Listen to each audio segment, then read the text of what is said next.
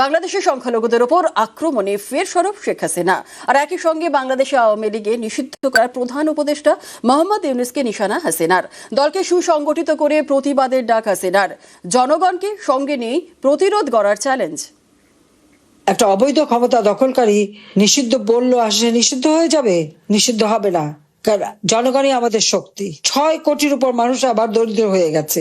তো দরিদ্র না থাকলে ইউনূসের সুদের ব্যবসা হবে না। ছাত্রলীগের না হলেও প্রায় 25,000-এর মতো নেতা কর্মীকে বন্দী করে তাদের উপর মানবেতর অত্যাচার করছে। এই অবস্থা থেকে একমাত্র পরিত্রাণের উপায় হলো দলকে সুসংগঠিত করে জনগণকে সাথে নিয়ে প্রতিরোধ গড়ে তোলা। যারা অত্যাচার করছে তাদের প্রত্যেককে চিনে রাখতে হবে, কাজে এদের বিচার আমরা করব। আজকে বাংলাদেশের জনগণের ভোটের অধিকার ছিনিয়ে নিয়েছে, নির্বাচন নামে একটা প্রহসন করতে যাচ্ছে। এটা কিসের নির্বাচন হবে যেখানে আওয়ামী লীগের প্রায় 50% তো আমাদের ভোট? এদেরকে বাদ রেখে কার ভোট করতে চায় তারা? এই ইউনূসের মতো ফ্যাসিস্ট, দুর্নীতিবাজ, জঙ্গি ইউনূসকে ক্ষমতার থেকে হটিয়ে যুদ্ধাপরাধীদের এই লম্পঝম্প থেকে দেশকে মুক্ত করে বাংলাদেশের স্বাধীনতার চেতনা এবং স্বাধীনতার সুফল জনগণের ঘরে ঘরে পৌঁছাতে হবে। তার মেটিকুলাস ডিজাইনের মাধ্যমে চক্রান্ত করে তার মাস্টার মাইন্ড দিয়ে সে আমাকে ক্ষমতাচ্যুত করে ক্ষমতা দখল করেছে।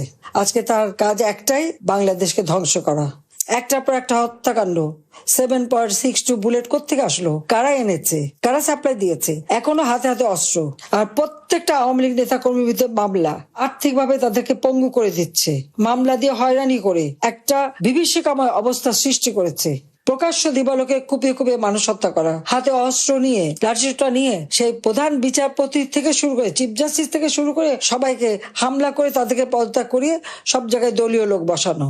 এটা তো জামাতে ইসলামী, তারা এই ব্যাপারে সক্রিয়। ইউনূসের কাজই হচ্ছে, সে তো এখন শিশু, নারী নির্যাতনকারী, গণহত্যাকারী। কারণ আওয়ামী লীগকে তারা নিশ্চিহ্ন করতে চায়। আওয়ামী লীগের নিষেধাজ্ঞা দিয়েছেন, স্বাধীনতা ভোগ তো করছেন।